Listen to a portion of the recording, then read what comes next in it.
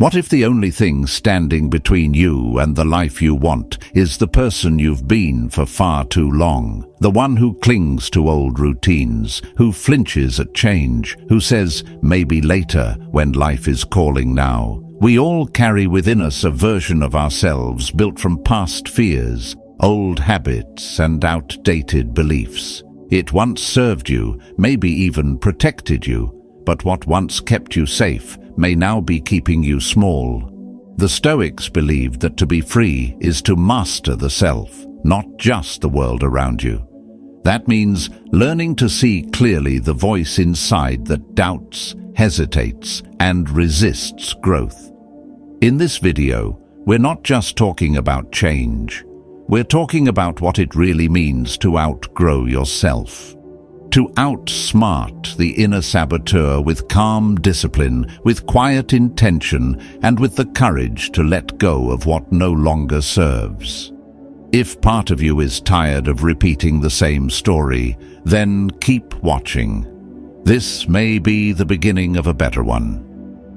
1. Stop rehearsing the old script. What if I told you the version of yourself you keep trying to escape isn't a person or a memory, it's a system, a script, a pattern of thoughts, feelings, reactions and beliefs that has been repeating itself for years without your full awareness?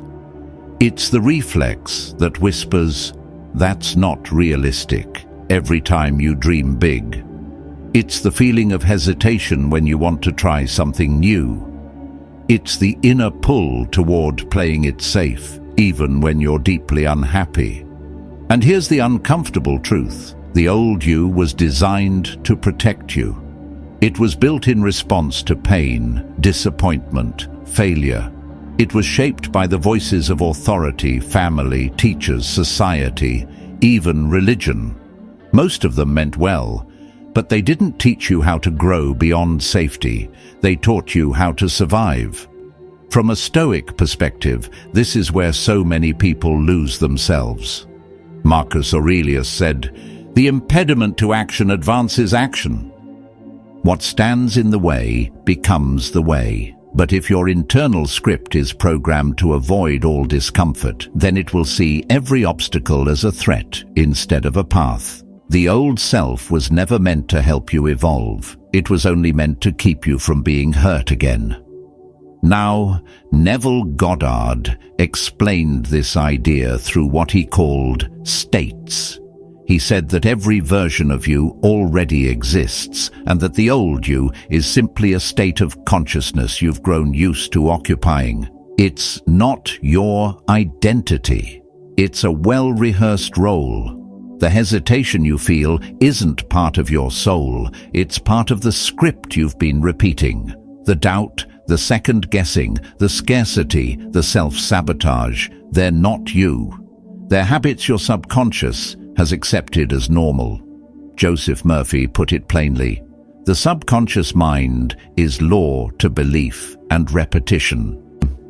So if for years you've repeated the idea that you're not ready, not worthy, not capable, your subconscious will keep creating a life that matches that belief, even if it's the exact opposite of what you want. It's not doing this to punish you. It's doing this because it thinks that's what you prefer, because repetition always wins. Let's take a real example. Imagine a man named Jordan. He's talented, ambitious, full of potential, but every time an opportunity appears, he pulls back.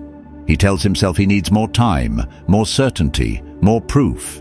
He's cautious, always planning, rarely acting. On the surface, he seems thoughtful, but underneath, he's trapped in a script that says, "If I try and fail, I'll lose everything." That belief didn't start yesterday. It started when he was 8 and was mocked for getting a wrong answer in front of the class, or when he saw his father lose a business and swore he'd never take a risk that big. Now he's 35 and the same script still runs the show. Here's the turning point. Jordan doesn't need to fix the old self. He doesn't need to polish the script. He needs to replace it. And that begins not with circumstances, but with consciousness. You outsmart the old version of yourself by becoming someone new internally first. Not someday when things get easier, not when the conditions are perfect, but now, in thought, in imagination, in identity. You stop asking, how do I get what I want? And begin asking, who must I be to live the life I desire? The Stoics would approve of this clarity. Epictetus taught that we are not our circumstances, we are our judgments about them. And if our judgments are based on an outdated identity, then every response we make will reinforce a life we no longer want. That's why the shift must begin with awareness. You must begin to see the old script for what it is. Useful once, maybe, but no longer true. It's not evil. It's not your enemy, but it's not your future either. So how do you shift? Start by observing. Catch the moments when the old voice speaks, when it says, "This is too risky," or "People like me don't succeed," or "Why bother?" Then ask, is this my wisdom speaking or my wounds? You'll often find it's the latter. Next, choose a new script. Not a fantasy, but a state.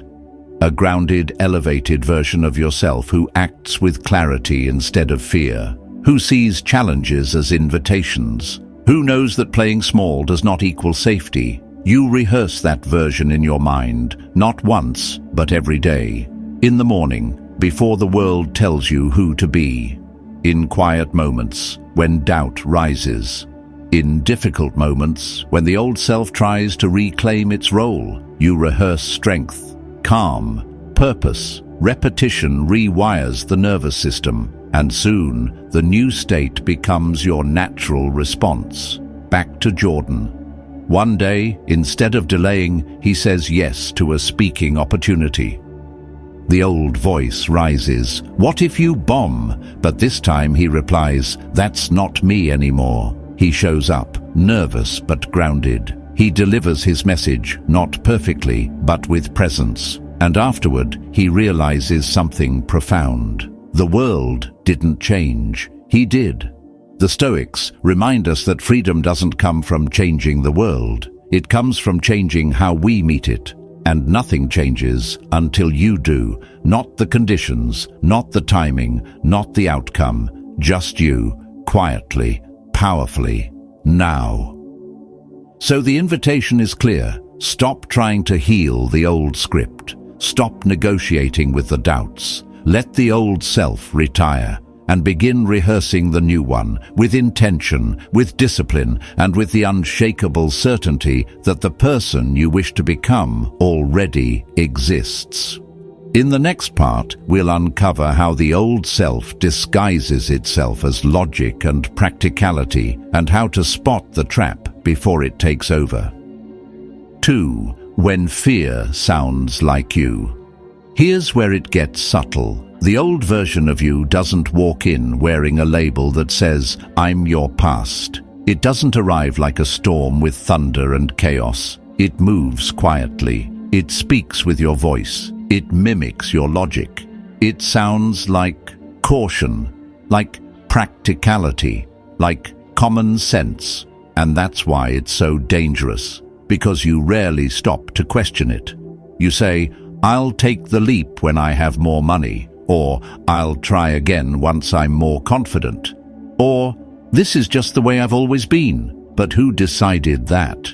Who wrote those lines? Were you born saying them? Or did you rehearse them so many times that they became the only script your mind knows how to perform? This is not your truth. This is conditioning, programming. The mind doing what it was trained to do, keeping you inside a loop that feels familiar. Not because it's fulfilling, not because it leads to growth, but because it's predictable. And to the survival-based mind, predictability equals safety, even if that safety is suffocating you. Epictetus once said, "If someone succeeds in provoking you, realize that your mind is complicit in the provocation." In the same way, when hesitation shows up, your mind is often the one feeding it. not because it's malicious, but because it has confused comfort with truth. It thinks the familiar is the correct path, but comfort is a poor compass for growth. Let's imagine a woman named Eleanor. For years, she's dreamed of starting her own design studio. She's talented, capable, respected in her field. But every time she gets close to taking the leap, a voice inside her says, "Wait, what if it doesn't work? What if I lose everything?" And because the voice is calm, internal, and sounds exactly like her, she believes it. So she waits. Another year passes, then 2, then 5. And she tells herself the same story. "I'm just being smart. I'm just waiting for the right moment." But the moment never comes. This is the trap. The Stoics taught that we are not our thoughts. We are the ones who watch our thoughts. Seneca said, "You act like mortals in all that you fear, and like immortals in all that you desire." We fear failure as if it will last forever, but we delay our desires as if we will live forever. The old self thrives in this delay. That's why change begins with awareness, not effort, not resistance, just awareness.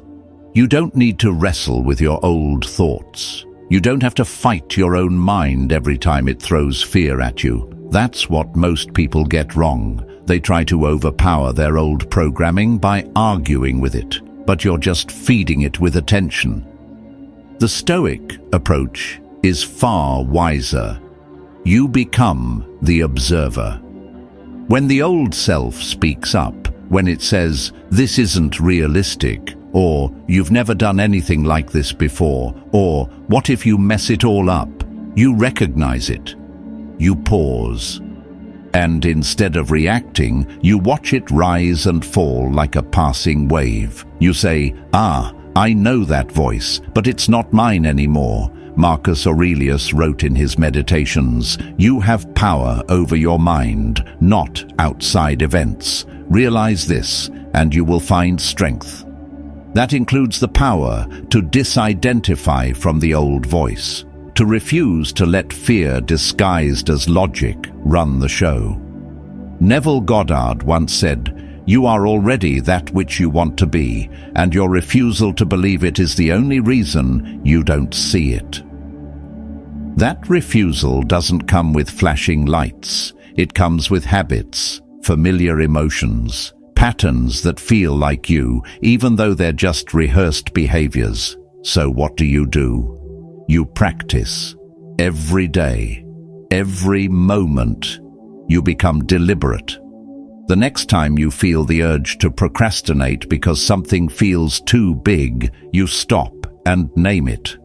That's the old self, hiding behind hesitation. The next time you catch yourself saying, "I've always been like this," you interrupt it. "Maybe, but I don't have to stay that way." The next time you get an idea, a creative spark, and your first reaction is, "That'll never work," you breathe, step back and ask, "Whose voice is that? Is that the self I want to keep nurturing?" You begin speaking from the identity you want to live from, not the one you inherited. Let's go back to Elena. One day, she gets the same idea again, to launch her own studio. But this time, when the familiar thoughts show up, the doubts, the caution, the well-worn script, she doesn't engage. She doesn't debate with the fear. She says softly to herself, "Thank you for trying to protect me, but we're doing something different now." And she acts, not later, now. That one small act, filling out the business license form, making the first phone call, posting the first announcement, breaks the trance of the old self. It's not about proving anything. It's about breaking the habit of delay. The Stoics understood this deeply. Their philosophy was not a series of grand ideas. It was a series of small, conscious decisions made with clarity. Their strength came from the ability to hold a thought in their hands, examine it, and decide whether or not to keep it. You can do the same. When you hear the voice of hesitation, meet it with stillness. When you feel the weight of old stories, meet them with breath. When you see the same excuse trying to sneak in again, meet it with a quiet refusal. We're not doing that anymore. And here's the key: you don't need to feel ready. You don't need to wait for the confidence to show up. That's still the old self negotiating from fear. You act as if the new self is already in charge, because the truth is, readiness is a myth. It never arrives on its own. You create it by moving, by doing, by becoming. And the more you act from the new identity, the less power the old one has. Eventually, its voice fades into the background, not because it stops speaking, but because you've stopped listening. In the words of Epictetus, freedom is the only worthy goal in life. It is won by disregarding things that lie beyond our control, and the most subtle thing outside your control, the thoughts that rise uninvited. But what is within your control is what you choose to believe, how you choose to respond, and which identity you choose to reinforce. So when the old you rises tomorrow morning with a whisper of doubt, don't panic, don't fight, just notice, smile if you can. Then say quietly, "Thanks for sharing, but that's not who I am anymore," and move forward anyway, because the next step is not just about action, it's about authority. The authority to decide who leads your life today, the old self shaped by fear, or the new self built by courage and clarity. In the next part, we'll explore how to make that shift feel real, not just in your mind, but in your body, your habits, and your environment, so the old self has nowhere left to hide. 3. Live as if it's already yours. Let's talk now about the moment everything changes, not in the outside world, but within you. Because real transformation doesn't begin when your circumstances shift. It begins the moment you stop asking, "How do I get what I want?" and instead begin asking, "Who must I become to already live it?" This is not fantasy. It's identity. It's not pretending. It's positioning. The Stoics understood this in ways we often forget. You cannot control external outcomes, but you can take full responsibility for the state you live from each day. Your life is not built from results. It is built from the state you operate in, the internal script, the baseline story you've been rehearsing so often that it now plays on autopilot. If you want to change the results, you don't chase outcomes, you replace the script. Neville Goddard called this living in the end. You stop trying to convince the world to give you something. You start living as if it's already yours. Within, you speak, move, and think from the finish line, not toward it. It's not just visualization, it's identification. And your subconscious mind doesn't argue with identification. It accepts what you embody, repeatedly, emotionally, and consistently.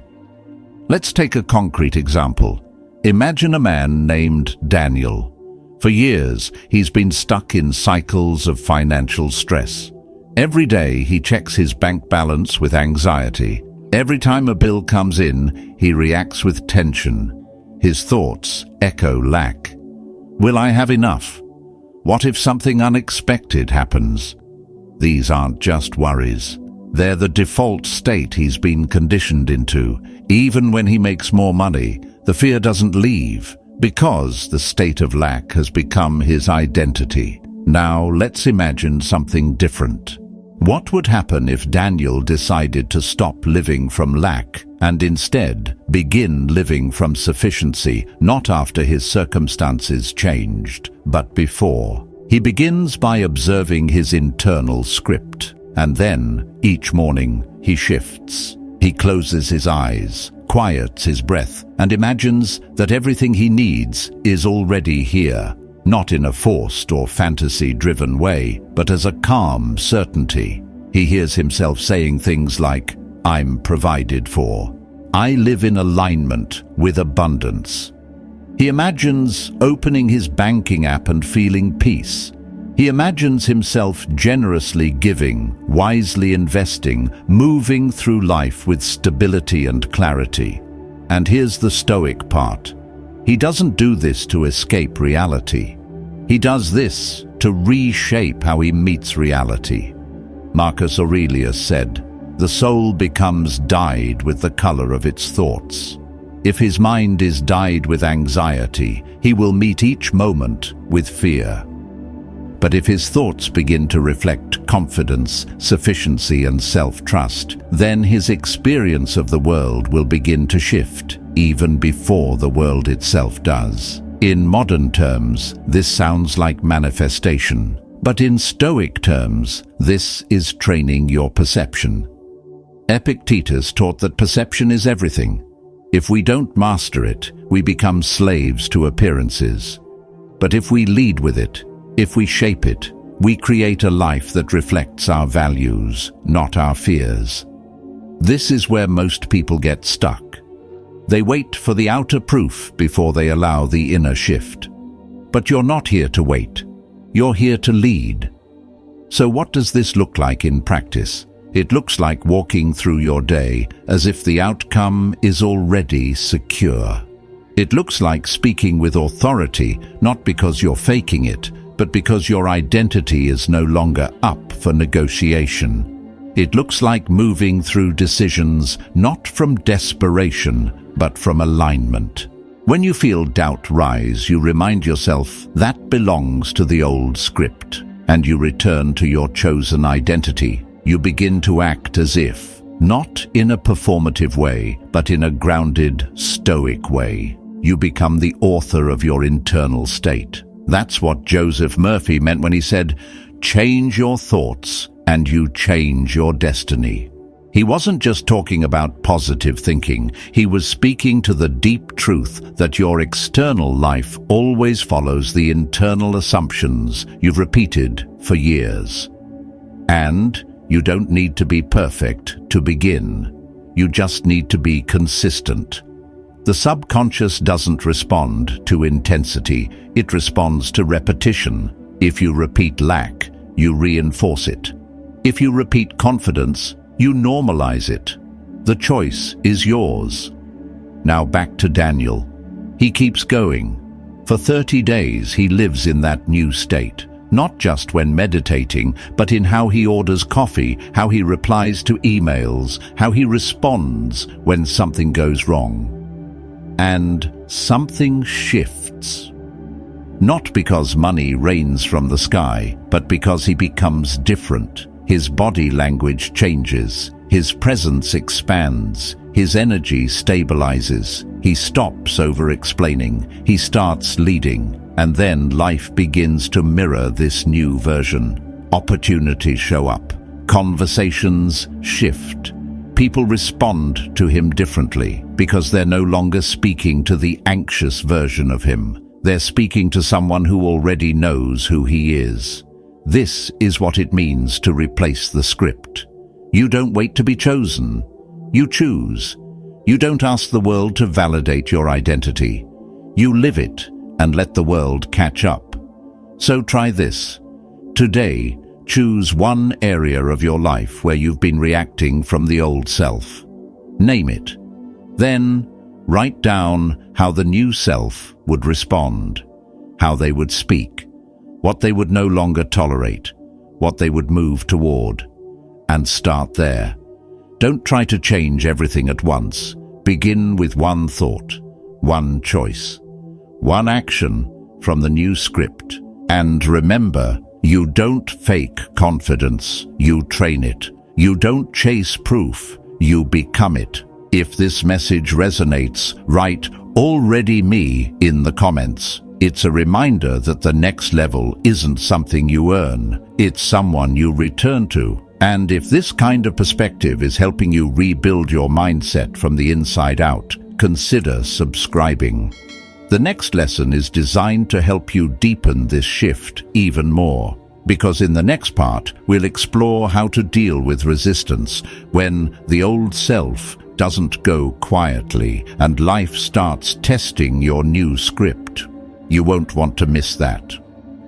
4. Practice the new you daily. Let's bring this down to earth. If the old version of you is a deeply embedded script, habitual, emotional, automatic, then outsmarting it cannot be a one-time revelation. It must become a practice, a daily discipline, not dramatic, but deliberate.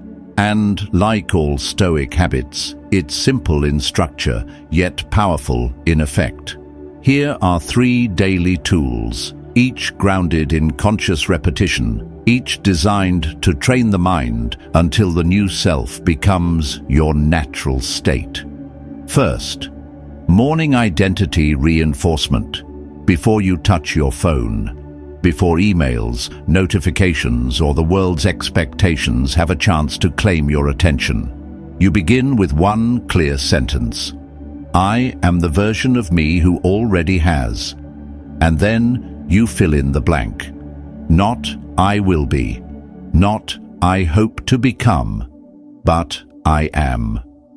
The Stoics began each day with morning reflection, preparing their minds for the day ahead. Marcus Aurelius would write, "When you arise in the morning, think of what a privilege it is to be alive." You can take that even further. Don't just remind yourself of the gift of life, remind yourself who you've decided to be in it. Let's say your goal is to live with peace and confidence. You might say, I am the version of me who moves through life with calm strength. And you don't say it once and move on. You say it slowly. You breathe into it. You repeat it until your nervous system begins to believe it. Even if it doesn't feel true right away, repetition makes it familiar. And what becomes familiar begins to feel real.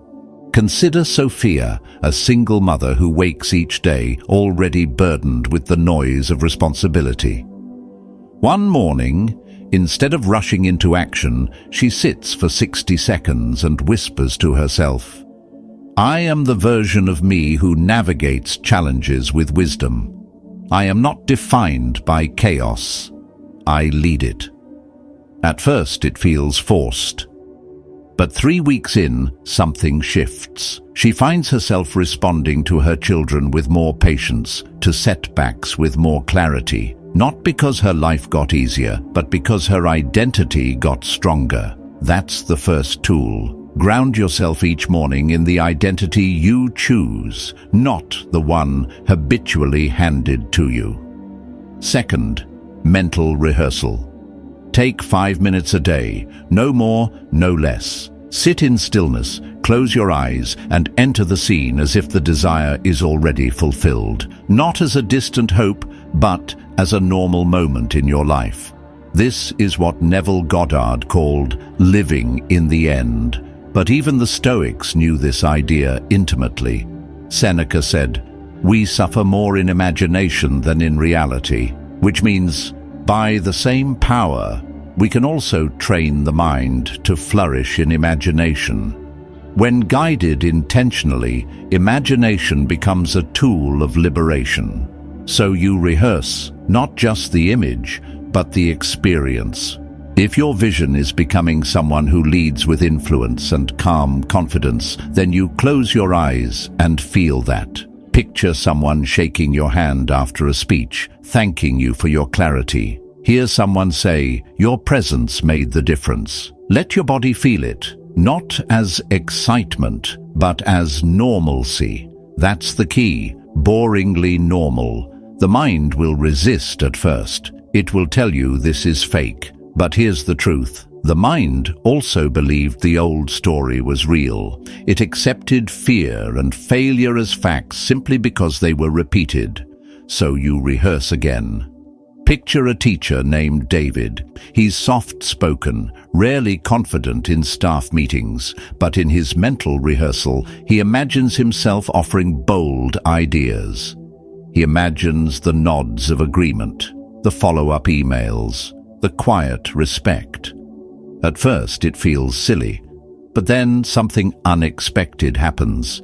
He begins offering ideas in real meetings, not dramatically, just naturally. The shift began in imagination, but it didn't end there. Because your mind cannot live in two realities for long, eventually it will match your outer behavior to the inner script. That's tool 2. Mental rehearsal is not pretending, it's preparing. It trains the mind to find familiarity in the future you want, so that when it arrives, you don't reject it. Third, catch and replace. Throughout your day, the old voice will show up. It will not ask for permission. It will say things like, "You can't do that. That won't work. You're not ready." Your job is not to argue. Arguing keeps you on the same level of thought. Your job is to catch the voice, name it, and replace it. Catch the phrase, pause, then say, "That's not me anymore." Or, "I don't think that way." Or, "I don't live there." Speak to it not as a victim, but as a sovereign, because the old version of you only lives through your agreement. Stop agreeing. This practice becomes especially powerful when used in emotional moments. You feel rejected, and the old voice says, "See, no one values you." That's your cue. Catch it, replace it. Say, "No, the new me sees rejection as redirection. I'm not going backward for anyone." The Stoics would call this prohairesis, the ability to choose your response, regardless of external events. Epictetus taught that we cannot control what happens to us, but we are entirely responsible for how we interpret it. A great example comes from Miguel, a freelance designer. One of his proposals gets rejected by a client, and his old voice rises up immediately. "You're not good enough." But instead of spiraling, he catches it. He says aloud, "That's not my voice anymore." He takes a breath. Then he opens a folder labeled Client Wins and reads through 10 glowing testimonials, not to boost his ego, to remind his nervous system of the truth. And slowly the old voice fades, because repetition always wins. That's the third tool. Catch the old pattern, replace it with intention, and let each interruption become an act of authority. These 3 practices, morning identity, mental rehearsal, and catching the voice, form the backbone of inner transformation. Do them without fanfare, without waiting for motivation, without demanding results on day 1. Just show up every day with the steadiness of a Stoic and the resolve of someone who's no longer available for the old script. And remember, change doesn't feel like fireworks. It feels like noticing a familiar thought and no longer obeying it. That's victory. Quiet, clear, unshakable. In the next part, we'll explore what happens when life tests your new identity, how to stand firm in the storm without collapsing back into the past. The test is coming.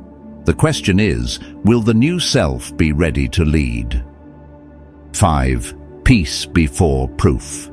You'll know you've truly outsmarted the old version of yourself, not when your world suddenly transforms, but when you stop reacting to it the same way. The same challenges may appear, the same people may test you, your bank account may still fluctuate, the silence from the universe may feel familiar, but inside you something has shifted. You respond with calm where before there was panic. You wait with clarity where before there was doubt. You stop chasing signs, and instead you become one. That's the quiet proof. It's when you begin to expect what you once only hoped for, when desire feels natural rather than distant, when you wake up and feel aligned, not because the outside world has confirmed anything, but because your inner state no longer wavers. That's how you know the new you has taken the lead. But let's be honest, this is where the old self fights the hardest. It shows up in the stillness. It whispers, "Nothing's changing." It says, "Look, you tried, but you're still here." That's its final move. The Stoics knew this pattern well. Marcus Aurelius wrote, "You have power over your mind, not outside events. Realize this, and you will find strength." But even he had to remind himself daily. Why? Because the old self doesn't vanish overnight.